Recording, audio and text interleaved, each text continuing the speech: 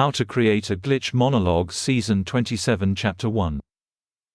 This is Season 27 of How to Create a Glitch in the Matrix Monologues Episode 1. In this episode, we will be talking about the cycles of bodily rhythm and specifically how the sexual cycles link people together and cause social intersections. To start out, the tonic-dominant relationship elaborated in previous podcast episodes is, although not always, fundamentally, a sexual linking between two people. In the tonic-dominant relationship, the sexual cycle of the tonic is linked to the sexual cycle of the dominant. This linking manifests first as a shortening of the period of the cycle, and later, sometimes, but not always, as a linking of those two cycles. If we look at this practically, we can say that the nature of the shortening of the period is preceded by an increase in the frequency of contact between the dominant and the tonic. Which is to say, each time there is an intersection, it acts as a stimulant of the cycle. How does it do this?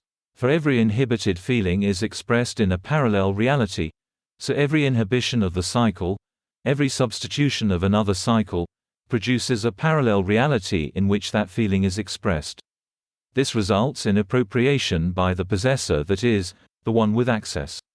In previous episodes we talked about how he or she who had the access to acts of possession, the physical embodiment of attachment, the confirmation of attachment, appropriates the feeling which coincides with the parallel reality created by the inhibitory thought. This is exacerbated by a divisive expectation contract parallel to an opposing conjoined expectation contract between the dominant and another suitor. This is to say, inhibition is linked to substitution, which is linked to appropriation, which is linked to a divisive, conjoined expectation contract between the dominant and another suitor. Since we know that appropriation follows she or he who has access to the acts of possession, dominants can feed, so to speak, those with preferential access with the feelings of their unsuccessful suitors. Now, preferential access to a dominant produces confidence theft. So it's important to note that confidence in reference to confidence wages and conjoined expectation contracts is in reference to a feeling. It means confidence in the expectation of reward.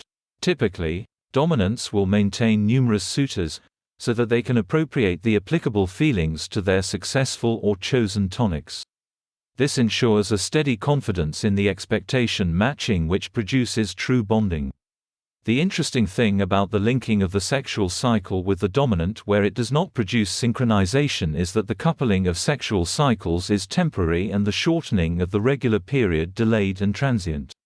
These coupling events will result in a gradual return to a more stable equilibrium over a reasonable period of time. There is an added problem, which is that the moment that the tonic is able to convert that coupling to synchronization with another dominant, appropriation ends and the first dominant receives no benefit from the transaction. In effect, isolating the tonic turns the tonic into a sexual battery for other suitors. That's the end of the podcast for today. If you enjoyed it, please like, comment and subscribe.